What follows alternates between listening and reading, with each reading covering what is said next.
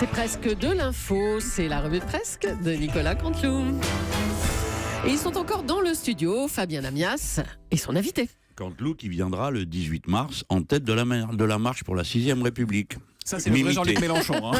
Ça, c'est moi, c'est pas ouais. Canteloup qui imite, là, c'est pas encore lui. Hein. Décidément, Canteloup a fait de gros progrès dans ses imitations. Alors, en tout cas, moi, en vous écoutant, j'ai compris la technique d'interview qu'il faut, il faut le dire, adopter avec vous. Je vais pas vous braquer, Et je vais faire comme ça tout le temps. non, là, je suis c'est Fabien Amias.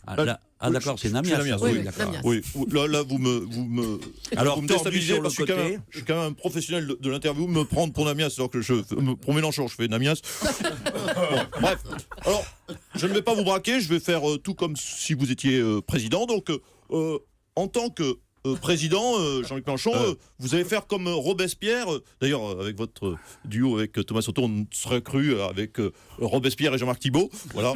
Oh, magnifique. Voilà, j'ai détendu l'atmosphère avec de l'humour moderne de 1963. Alors, ou est-ce que vous allez faire comme le général de Gaulle, vous allez convoquer quelque part une assemblée constituante?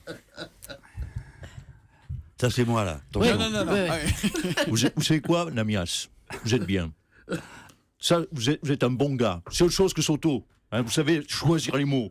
Oui, monsieur Namias, vous savez choisir les mots. Je vous réponds donc à votre question. Moi, président, je convoquerai une assemblée constituante. Alors, Marine Le Pen, parce qu'il faut venir à ce sujet, comme vous à certains égards, et pourtant, elle monte, elle est en tête, alors que vous, disons-le, ça patine. Mon pauvre Namias. Vous valez pas mieux que Soto, ce pauvre Soto. Ça suffit, Namias, d'asséner des contre-vérités. Alors, vous êtes soi-disant journaliste et vous restez dans votre bureau, mais sortez votre bureau. Vous allez voir les vrais ouvriers. Quoique non, vous allez sortir du bureau, vous allez tomber avenue Montaigne avec que des gens qui gagnent 32 000 euros.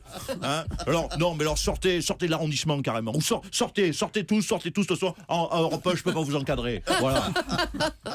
Bon, merci Fabien Amias. Et on accueille maintenant. C'est bien dit, et je le répéterai le 18 mars, je ne suis pas venu pour rien, place de la Bastille, en direction de la République. Merci, Allez. monsieur Canteloup, je vais essayer de vous imiter dès que je rentre chez moi. Mais c'est pas fini, c'est pas fini Canteloup. Ben, On c'est accueille bien. maintenant Marc-Olivier Fogiel. Bonjour Marco. Oui, bonjour. Bah oui, privé payé, s'il doit faire une minute. Allez.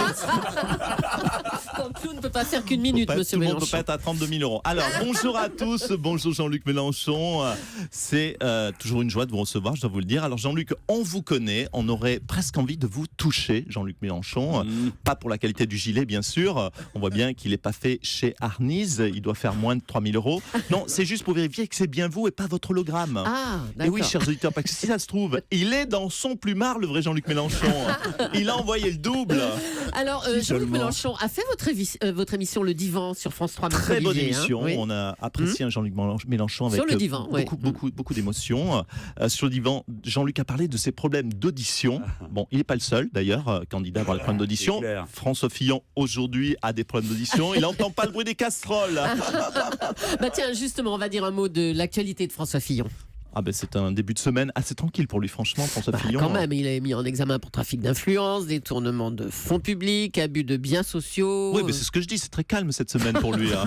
Hein. Et de toute façon, il s'en fout, l'abbé Fillon. Lui, il bénéficie de la présomption d'innocence et nous, on a la présomption qui s'en branle. Bon, allez, c'est bon. On passe au titre maintenant, Marc-Olivier. Allez, c'est parti on pour vous les écoute. titres. Nos ancêtres, les Gaulois, Jean-Luc Mélenchon, qui est un bon dessinateur, adore les personnages d'Astérix, d'Obélix, d'Idéfix, d'Aparacoursix, d'Anne-Sophie Lapix. Ah non, pardon. Ah, fallait pas, non. Pardon, pas la dernière. Faut pas prononcer ce mot d'Anne-Sophie Lapix, ça va encore énerver notre Jean-Luc. Non, alors qu'il était de bonne humeur ce matin. Pas Ah vrai, oui, Thomas? ah oui. On est bien tombé. Oui, absolument. Bah ouais, là, joli, risotto. très joli, très joli. Risotto. Non, Un jeu de j'ai mots jamais dit ça, j'ai dit le Risotto, mais Ouais. c'est un jeu de mots Oui, ou pas ah, Ah non, Ah, c'est un jeu de mots, apparemment. il y a pas eu- Allez, on continue. Enfant modèle. 2 enfants de François Fillon, vous le savez, Jean-Luc Mélenchon, ont réservé une partie de leur salaire d'assistant à leurs parents.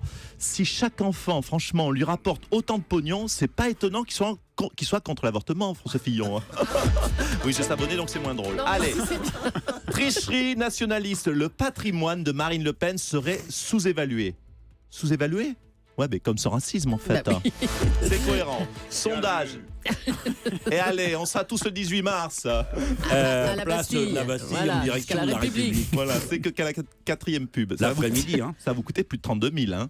Allez, l'écart se resserre entre Macron et Fillon. 24 pour Macron, 20 pour Fillon. Et oui, les gens croient à nouveau en François Fillon. Il file un emploi fictif à sa femme, il la surpaye, il emploie ses gosses, qui lui reverse l'argent, il se fait offrir des montres à 16 000, des costumes à 50 000, il obtient des prêts sans intérêt, il est mis en examen et il monte dans les sondages. Allez François, encore un petit effort, braque une banque et tu passes dès le premier tour. Merci Marc-Olivier, à bientôt. Vous n'avez pas réussi à vous entendre avec lui, monsieur Mélenchon. Il vit une campagne difficile. Il est avec nous ce matin. On accueille maintenant Benoît Hamon. Bonjour Jean-Luc, bonjour à tous les camarades de l'avenue Montaigne. C'est vrai qu'ici on est un petit peu en rendez-vous interconnu avec Jean-Luc. En tout cas ça fait chaud au cœur de voir autant de monde et combien on se studio 6, 7, quasiment le double de mes meetings. Alors, Manuel Valls ne vous parrainera pas. C'est un coup dur pour vous. Hein. Vous allez réagir comment ? Écoutez, j'en prends note. Bertrand Delanoë, il a dit c'est non. Jean-Yves Le Drian, il dit même pas en rêve. Manuel Valls, il dit non, plutôt crevé. Écoutez, j'en tire les conséquences, je suis lucide, je décide comme eux de ne pas soutenir le candidat socialiste. Mais enfin, c'est vous, le candidat socialiste. Oui, c'est ça. J'ai décidé de ne pas m'apporter mon soutien. Mais enfin, il faut vous battre, Benoît Hamon. Battez-vous. Mais c'est ce que vont faire les autres, ils vont me battre. C'est vrai que cet humour ferait rire Jean-Luc. Je suis lucide, Pardon, j'ai honte. C'est moi qui rigole, j'en ai les larmes aux yeux. Non, rassure-toi Jean-Luc, c'est pour ton toi mon truc. Hein. Rassure-toi, c'est ton hologramme, tu peux assumer. De toute façon, je vais te dire, je sais que c'est mort. Je suis peut-être nul en campagne électorale, mais je suis bon en maths. À 13% d'intention de vote, je crois que ça passe pas, Julie. Votez Mélenchon. Plus Jean-Luc a l'air d'accord. Vous voyez que vous pouvez vous entendre, hein, finalement. Je crois qu'il doit être le 18 mars d'ailleurs. L'après-midi, hein. Je devrais pas rire comme ça, je vais le payer, mais bon, ça fait du bien un peu, quoi. Allez, on passe à Emmanuel Macron, qui ne veut pas de Ségolène Royal dans son gouvernement. Bonjour, Emmanuel Macron. Bonjour. Alors, comment ça, on ne veut pas de Madame Royal dans son équipe ? Mais ne déformez pas mes propos. Si, je veux bien de Madame Royal dans un cercle rapproché, mais le plus loin possible. Mais écoutez, il faut me comprendre, et Jean-Luc Mélenchon, qui est un candidat honorable, le comprendra. J'ai déjà Lynn Renault, Geneviève de Fontenay, maintenant Ségolène Royal. Comme disait Michel Rocard, le regretté, je ne peux pas accueillir toute la vieillesse du monde. Oh non, Hein, pardon? Oui, c'est maladroit, vous pensez que j'ai dérapé? Pardon. un petit peu, oui, on va vous laisser. Hein. Merci, monsieur Macron. François Fillon est une nouvelle fois dans la tourmente. Cette fois, monsieur Fillon, ce sont vos enfants qui vous ont rétrocédé leur salaire quand vous les embauchiez. J'aime ma femme, j'aime mes enfants, j'aime mes costumes, et surtout j'aime le pognon. Oui, bon, d'accord, mais votre fils a dit aux enquêteurs qu'il vous avait rendu cet argent pour rembourser l'argent de poche que vous lui donniez. Alors, d'un côté, vous vous faites offrir 50 000 € de costumes, et de l'autre, vous demandez à votre fils de vous rendre son argent de poche. Allez. Écoutez, avec des réflexions comme ça, la blondasse, t'as intérêt à ce que je sois pas président, toi. Oula. Je n'ai rien à cacher. Je prends l'argent là où il est. Je prends l'argent de mes amis, je prends l'argent de mes enfants, je prends tout. La maison prend tout. Virement, cash, chèque, ticket resto. Vous souhaitez régler comment, monsieur Mélenchon? Alors, on a appris hier que vous aviez reçu en plus, en 2013, une montre de 16 000 € en cadeau. Non, mais... Et que le patron de Ferrari vous invite en vacances en Toscane. Madame Leclerc, j'aime les sous. C'est légal d'aimer les sous. J'aime les Ferrari, j'aime l'horlogerie de luxe, pas comme monsieur Soto, visiblement.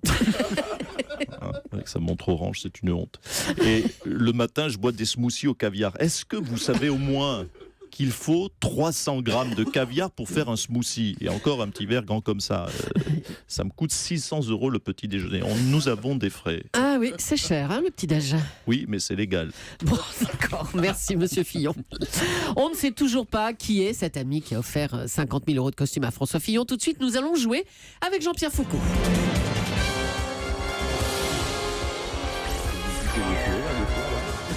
C'est mortel, hein.